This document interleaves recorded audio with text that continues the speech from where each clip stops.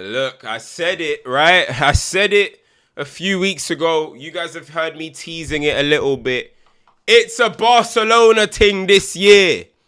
It's a Barcelona thing. I mean, listen, their preseason, they're firing as well. Listen, you don't need me. You don't need me to tell you how good Barcelona are going forward. You don't need me to.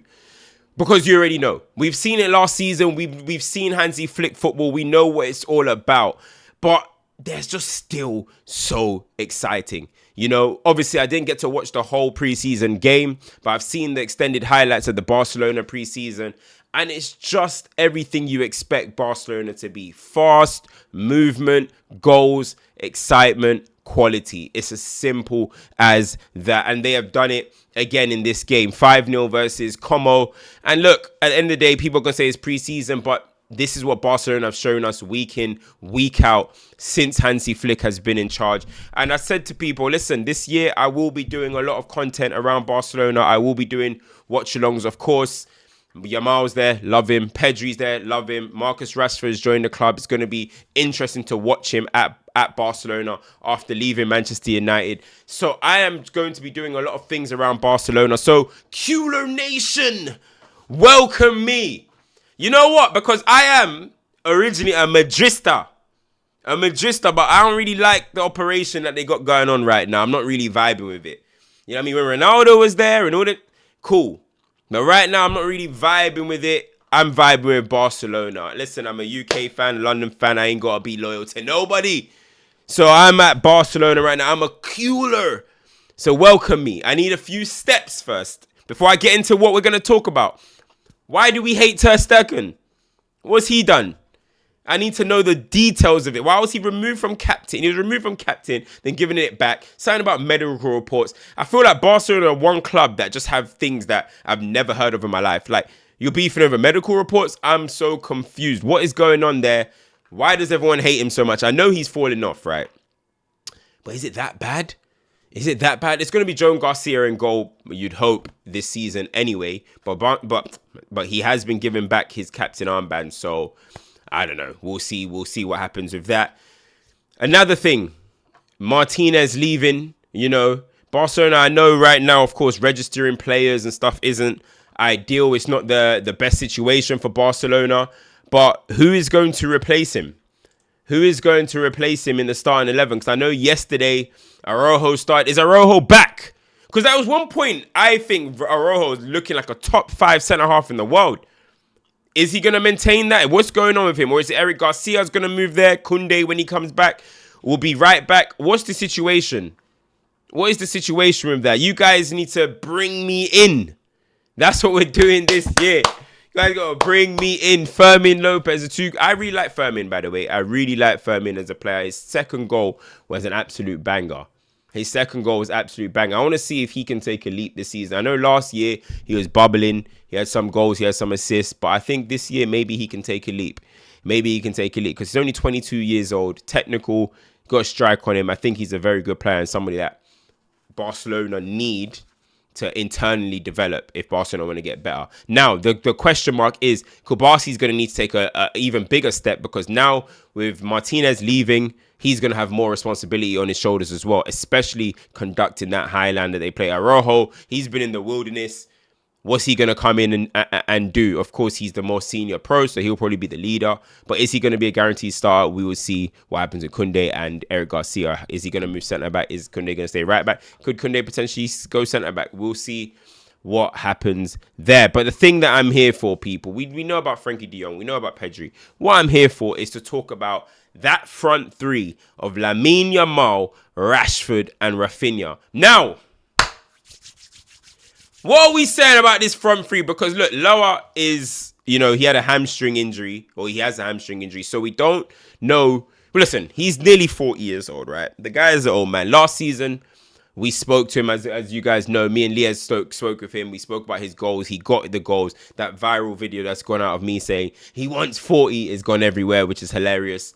But he guaranteed us 40 goals and he gave us 40 goals. You know what I mean? He told us he'll do it and he did do it. So credit to him. But as the years go on, Father Nature always wins, as they say. Now he's got a hamstring injury. At this type of age, those start becoming a lot more, what's the word? A lot more detrimental to you than it used to be. You know, the hamstring injury, you might get it, you can shake it off. Even when you're young, it's a damager, let alone when you're getting to this age. Now, it might not be too serious, it might not be a massive tear, but that front three, that winger forward front three of Rashford, Yamal, and Raphinha, I'm excited to see that.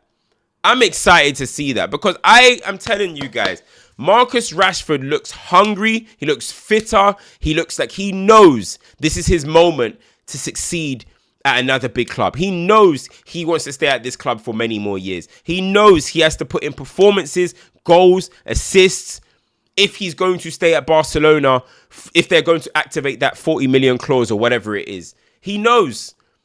He doesn't want to go back to Aston Villa. No disrespect to Villa. He doesn't want to go to this team, AC Milan. He doesn't want to go to those. He wants to be a juggernaut. Now, AC Milan are a juggernaut as a football club, but on the pitch, not so much anymore. Just like United. We're worse though.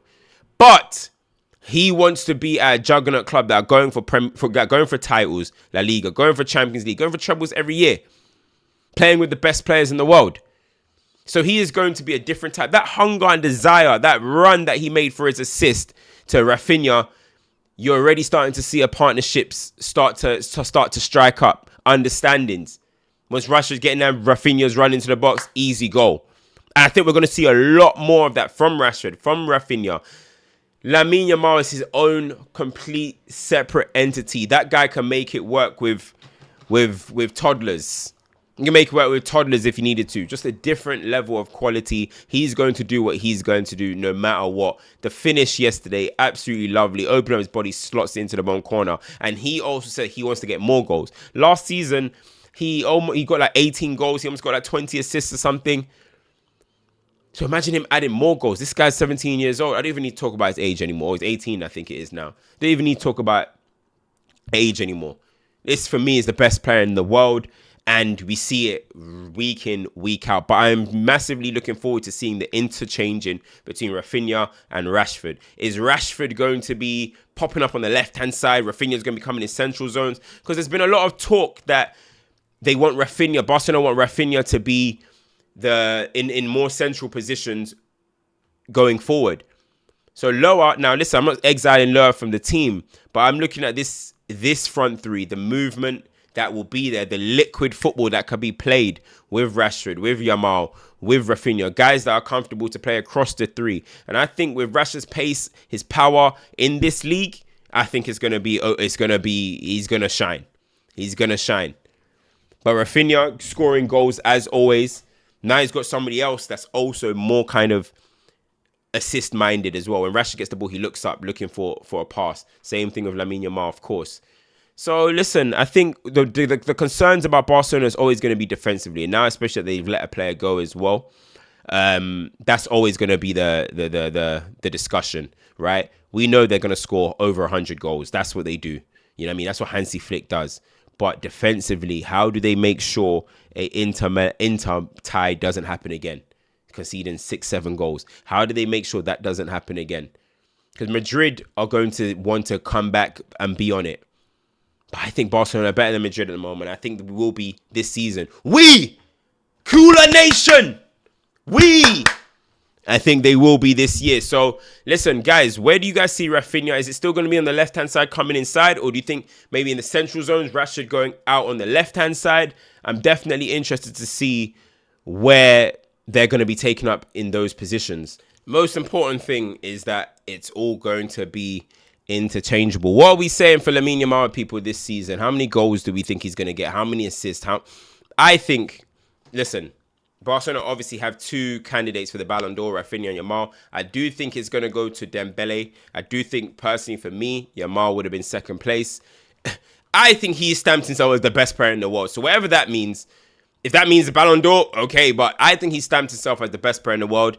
But I think when you look at the criteria probably of what it takes to win a Ballon d'Or, Dembele deserves it as well. I think it's a win-win. It's a win for football. It's a win-win for me personally, because I like both players, both absolutely top talents, and I'm happy to see Dembele fulfill that as well. But I think this year, another year, with a World Cup coming, with a strong Spain squad, I think this is a Ballon d'Or campaign year for Lamine Yamal. Of course, as long as Barcelona go far in the Champions League. That's obviously going to be important. So yeah, man, listen, I'm excited to see Barcelona this season. As I said, people, I'm going to be tuning into them a lot this season. So get ready for that type of content. Of course, Man United is my home team. So obviously Man United will be there. And you know me, people, I talk about general football in total anyway. So make sure you like, share, subscribe, turn your notifications on. I'm excited to see this front three. You know what I mean? All right, now I'm under dual ownership. I'm on dual ownership. You know what I mean? Like what they do in Syria, I'm on the dual ownership. Man United here, Barcelona there. Accept me. Cue the nation. Accept me. You know what I'm saying? But guys, like, share, subscribe, turn your notifications on. It's your boy, CultureCams. Big appreciation to the people that have reached out to me regarding my clips. Basically, I need some people that are going to be helping out with some clipping. I've had some people message me. I am going to go through those. You have messaged me on Instagram. Some have messaged me on Twitter. I am going to go through those as well.